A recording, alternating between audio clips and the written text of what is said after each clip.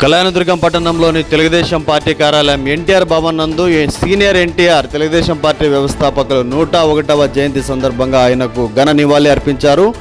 TDP MLA అభ్యర్థి అమిలినేని సురేంద్రబాబు ఈ సందర్భంగా ఆయనకు నివాళి అర్పించిన అనంతరం ప్రజావేదిక వద్ద జెండాను ఎగరవేసి తెలుగుదేశం పార్టీ వ్యవస్థాపకులు నందమూరి తారక రామారావు 101వ జయంతి వేడుకలను కార్యకర్తల నడుమ సురేంద్రబాబు ఘనంగా జరుపుకున్నారు.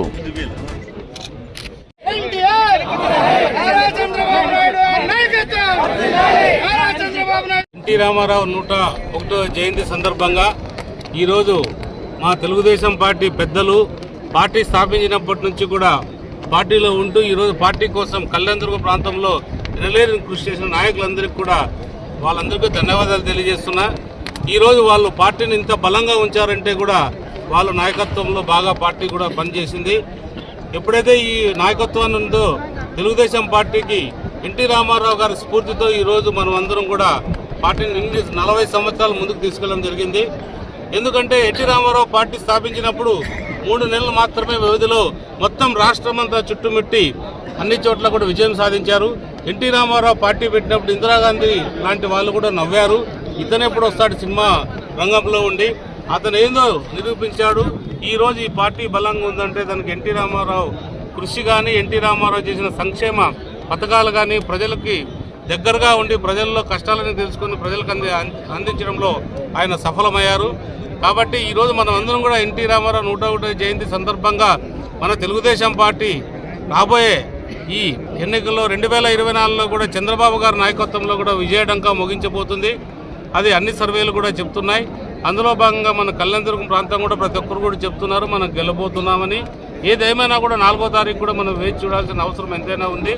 ప్రజల తీర్పు అక్కడ ఉంది కాబట్టి ప్రజల తీర్పు వచ్చేంత వరకు మనం వేచి చూడాల్సిన అవసరం కాబట్టి ఏదైనా చంద్రబాబు నాయుడు గారు తర్వాత ఎంతోమంది బీసీకి కానీ ఎస్సీకి కానీ ఆయన ఎప్పుడు కూడా కలిసిమెలిసి ఉండేవాడు. ఎంతోమంది ఈరోజు బీసీ నాయకులు తెలుగుదేశం పార్టీ నుంచి కూడా పెద్దవాళ్ళు అయ్యారు.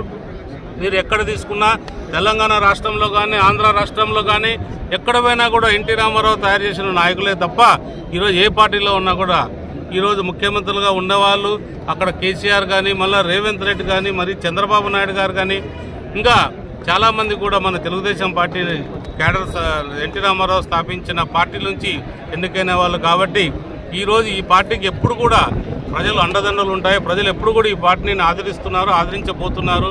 కాబట్టి మనందరూ కూడా ఎన్టీ రామారావు గారికి ఎప్పుడు కూడా ధన్యవాదాలు తెలియజేసిన అవసరం ఉంది. ఆయన పార్టీ వ్యవస్థాపకులు, ఆయనకి ఎప్పుడు కూడా మనము కాళ్ళకు మొక్కి నమస్కారం చేయాల్సిన పరిస్థితులు అందరికి కూడా ఉంది.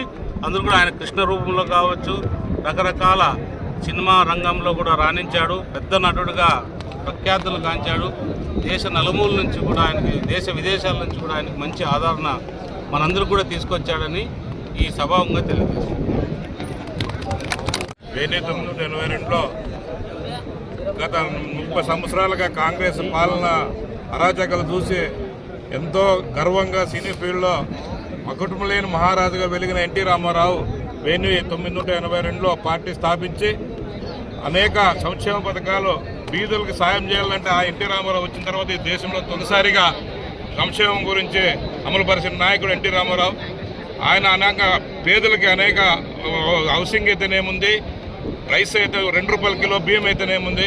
ఆ రోజు రైస్ దొరకాలన్నా కూడా ఎన్టీ రామారావు ఎవరు తినేదానికి లేదు పల్లెల్లోనే. అప్పుడు ఎన్టీ రామారావు వచ్చిన తర్వాత 2 రూపాయల కిలో బియ్యం అన్ని కూడా సంక్షేమ పథకాలు ఎన్నో అభివృద్ధి చేసి ఎన్టీ రామారావు అందరికీ వెనకారిన వర్గాలు బీసీలకి, దళితులకి, ఎస్సీలకి, యూత్కి అందరూ కూడా రాజకీయ పిచ్చి పెట్టినాడు ఎన్టీ రామారావు. ఆ రోజు ఏదో గ్రామాల్లో పెద్దందారులతో పెద్దందారులతోనే రాజకీయాలు నడిచేటివి. ఎన్టీ రామారావు వచ్చిన తర్వాత అందరూ కూడా రాజకీయ చైతన్యం వచ్చింది. ఈ దేశంలోనే కాదు ప్రపంచంలో కూడా మకుటములేని మహారాజా తెలుగు ఖ్యాతిని కీర్తిని సంపాదించి పెట్టిన ఎన్టీ రామారావు. గతంలో శ్రీకృష్ణదేవరాయలు దేశం ఎందుకు తెలుగు భాషలు ఎందుకు తెలుగు లెస్స అన్నాడు. కానీ ఎన్టీ రామారావు వచ్చిన తర్వాతనే ఆ ఖ్యాతి ప్రపంచానికి అంతే సాటినాడని చెప్పి ఈ సందర్భంగా తెలియజేస్తుంది.